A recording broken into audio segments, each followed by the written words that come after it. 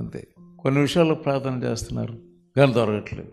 ఏం పర్వాలేదు అనుకుంటున్నారు, ఏదైనా పాపమును దాచినా పర్వాలేదు అనుకుంటున్నారు. కానీ పాపం దాచి దేవుడు నీతో మాట్లాడాలంటే ఎలా మాట్లాడతాడు?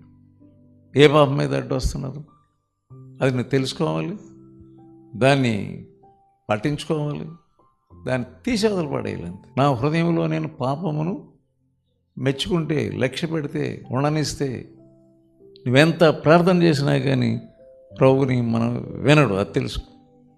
అలాగే కాలక్షేపం చేస్తూ ఉంటాం. 1 యోహాను 3వ అధ్యాయం.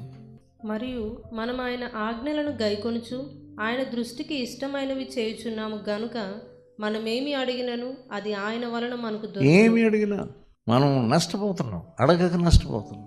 ఏమి అడిగినంటే నీకు ఏ భారం ఉందో ఆ భారం పెట్టే దాంట్లో ఏదైనా సరే, ఆర్థిక సంబంధమైనది, శరీర సంబంధమైనది, ఇంకా ఏదో అవసరం ఉన్నది,